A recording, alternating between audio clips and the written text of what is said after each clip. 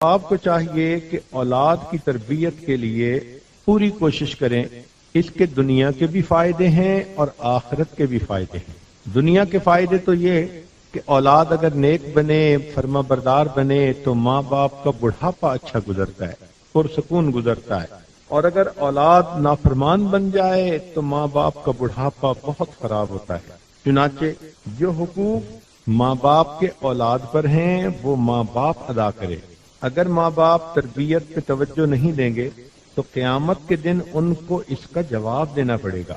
اور یہ سوچ لیجئے کہ قیامت کے دن جتنی بھی لین دین ہوگی وہ نیکیوں اور گناہوں کے ذریعے سے ہوگی. مثال کے طور پر اگر ماں باپ نے اولاد کے حقوق پورے نہ کیے تو اولاد مطالبہ کرے گی، ماں باپ کی نیکیاں لے گی، اور اگر نیکیاں ختم ہو گئیں تو اولاد کے گناہ ماں باپ کے سر پر ڈالے جائیں گے. نبی علیہ الصلوۃ والسلام نے پوچھا کہ مفلس کون ہے، غریب کون ہے؟ صحابہ رضی اللہ تعالیٰ نے عرض کیا، اے اللہ کے پیارے حبیب صلی اللہ علیہ وسلم، جس کے پاس مال پیسہ نہ ہو. فرمایا نہیں، غریب وہ ہے جو دنیا میں نیکیاں بھی کرے مگر دوسروں کے حقوق ادا کرنے میں کوتاہی بھی کر بیٹھے. اب جب قیامت کا دن ہوگا تو حق والے اپنا حق مانگیں گے تو اللہ تعالیٰ اس بندے کی نیکیاں ان کو دلوائیں گے، نیکیاں پوری دے دی جائیں گی. اور ابھی بھی حق والے مطالبہ کریں گے تو اللہ تعالیٰ حق والوں کے گناہ لے کر اس بندے کے سر پہ ڈال دیں گے. فرمایا غریب وہ ہے جو نیکیوں کے انبار لے کر آئے مگر حقوق کی ناادائیگی کی وجہ سے دوسروں کے گناہوں کا بوجھ اپنے سر پہ اٹھا لے. اب اگر اولاد کو ہم نے دین نہ سکھایا، نیک نہ بنایا، تربیت اچھی نہ کی تو یہ انسان نما شیطان قیامت کے دن ماں باپ کے وفادار نہیں ہوں گے. سنیے اور دل کے کانوں سے سنیے.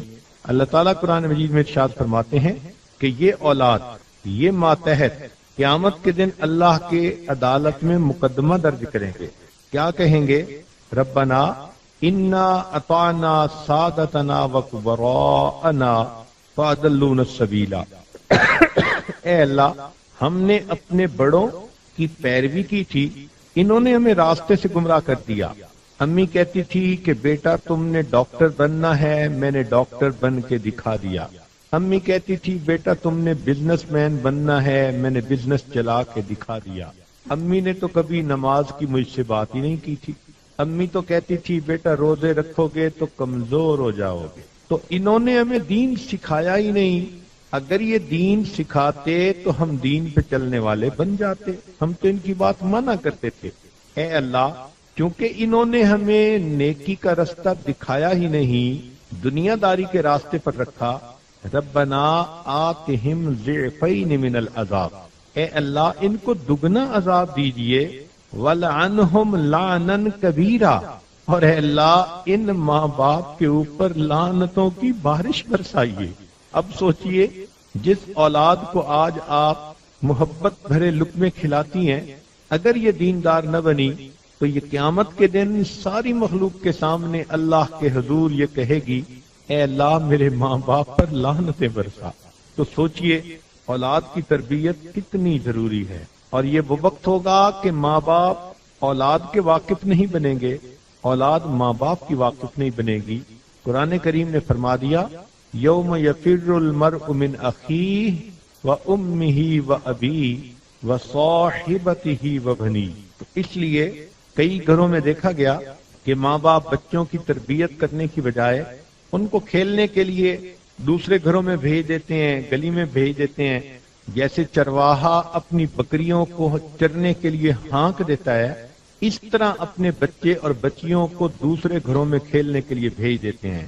تو پھر ایسے بچے جو دوسروں کے رحم و کرم پر ہوں، انہوں نے جانور ہی بننا ہوتا ہے.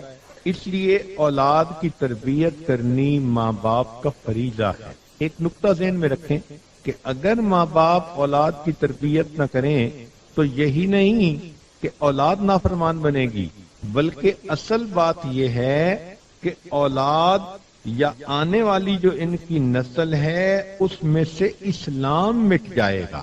تو ہمیشہ یہ چیز سوچا کریں کہ میرا جو بیٹا نافرمان بنا، بے دین بنا، تو یہ ایک ہی دیوے دین نہیں بنا، اس کی آنے والی پوری نسل ہی اسلام سے گمراہ ہو جائے گی۔ اس لیے ہر بیٹے اور بیٹی کی تربیت کرنا یہ ضروری ہے۔ کئی گھروں میں دیکھا گیا کہ ماں باپ اولاد کی دینی اعتبار سے تربیت تو کرتے نہیں، اب جب اولاد نافرمان ہوتی ہے تو پھر ان سے کام کروانے کے لیے ان کو بد دعائیں دیتے ہیں۔ پھر ماں کا ایک ہی طریقہ ہوتا ہے، اللہ تجھے خوش نہ رکھے، اللہ تیرے ساتھ نمٹے۔ اب ماں ہے مگر اولاد کو بد دعائیں دے رہی ہے، اور کئی ماؤں کو ہم نے سنا کہ وہ تو بد دعائیں دے دے کے اپنے کام نکلواتی ہیں۔ کتنی بری ماں ہے یہ جو اپنی زبان سے اپنے بچے کو بد دعا دے رہی ہے۔ تو شروع میں اگر تربیت کر لیتے تو آج ان کو یہ بد دعائیں نہ دینی پڑتی۔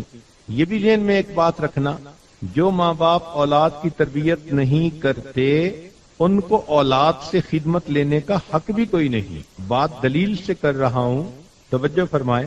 حضرت عمر رضی اللہ تعالیٰ عنہ کے دربار میں زمانہ خلافت میں ایک باپ اپنے بیٹے کو لے کر آیا اور اس نے کہا جی کہ یہ بیٹا میرا میری بات سنتا نہیں، مانتا نہیں، میری فرما برداری نہیں کرتا۔ عمر رضی اللہ تعالیٰ عنہ نے اس بچے سے پوچھا کہ تم باپ کی فرما برداری کیوں نہیں کرتے؟ اس بچے نے آگے سے پوچھا کہ امیر المومنین، کیا ماں باپ کے بچوں پر حقوق ہیں یا کچھ اولاد کے بھی ماں باپ پر حق ہیں؟ عمر رضی اللہ عنہ نے کہا ہاں، اولاد کے بھی ماں باپ پر حقوق ہیں۔ پوچھا جی کون کون سے؟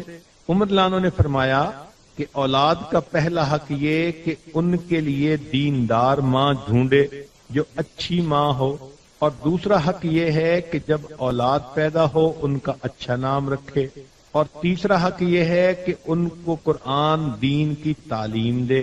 اس نے کہا امیر المومنین، میرے والد نے مجوسیہ عورت سے شادی کی تو پہلی بات بھی پوری نہ ہوئی، جب میں پیدا ہوا تو میرا نام جعل رکھا، جس کا مطلب ہوتا ہے کالے رنگ والا، نام بھی برا۔ تیسرا اس نے مجھے قرآن کی تعلیم تک بھی نہ دی، تو میرا تو کوئی بھی حق ادا نہ کیا میرے باپ نے۔ عمر رضی اللہ عنہ نے جب یہ سنا تو والد کو فرمایا کہ جب تم نے اولاد کا حق ہی پورا نہیں کیا تو تمہیں ان سے فرما برداری کا حق بھی نہیں ملتا۔ یہ کہہ کر عمر رضی اللہ عنہ نے اس مقدمے کو خارج کر دیا۔ تو اگر اولاد کی تربیت اچھی نہیں کرنی تو پھر بد دعائیں دے کے ان سے خدمت کیوں کرواتی ہیں؟ سوچیں کہ بھئی ہم نے قصور کیا تھا، ہم نے ہی اس بچے کے ساتھ زیادتی کی تھی، ظلم کیا تھا، اس کی تربیت نہ کی۔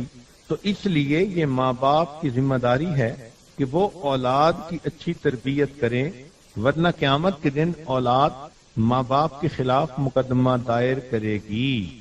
یہاں تک حدیث مبارکہ میں ہے کہ قیامت کے دن ایک بے عمل عورت ہوگی جس کے جہنم میں جانے کا حکم ہوگا، تو وہ اللہ رب العزت کی بارگاہ میں عرض کرے گی، اے پروردگار عالم، میں عورت ذات تھی، گھر کے مردوں کی بات مانتی تھی، یہ میرے والد خود تو نمازیں پڑھتے تھے، نیک بنتے تھے، میں ان کے سامنے بے نمازی تھی، بے دین تھی، یہ مجھے کچھ بھی نہیں کہتے تھے۔ یہ میرا خاوند ہے، یہ خود تو دیندار بنتا تھا، مجھ سے محبت بھی کرتا تھا، مگر مجھے دین کے بارے میں کوئی گائیڈ نہیں کرتا تھا۔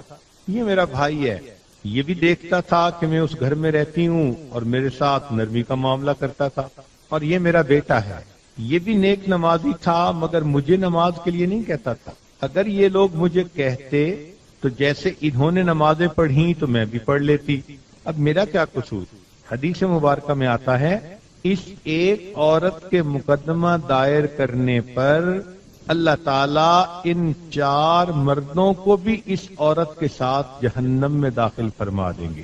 اس لیے اولاد کی تربیت انتہائی ضروری، تاکہ ان کی دنیا بھی بن جائے اور ان کی آخرت بھی بن جائے۔ اسی لیے انسان جیسے ہی مرتا ہے نا تو موت کے ساتھ اس کی جنت جہنم کا فیصلہ نہیں کیا جاتا۔ اللہ تعالیٰ اس پر قادر تھے کہ جیسے ہی بندہ مرتا اسی وقت رزلٹ اناؤنس کر دیا جاتا کہ جنتی ہے یا جہنمی، مگر ایسا نہیں ہوتا۔ جنت اور جہنم کا فیصلہ قیامت پر، گو اس کی بدعمالیوں کا کچھ عذاب جہنم قبر میں ملتا ہے، نیک عملوں کا کچھ ثواب قبر میں ملتا ہے، لیکن انجام کار اس کا فیصلہ قیامت کے دن پر۔ قیامت کے دن کو یوم التغابن، فیصلے کا دن، ہار جیت کا دن، اے انسان یا تو اس دن تو زندگی کی بازی جیت جائے گا یا زندگی کی بازی ہار جائے گا۔ تو قیامت کے دن فیصلے کو جو مؤخر کیا، اس کی حکمت کیا تھی؟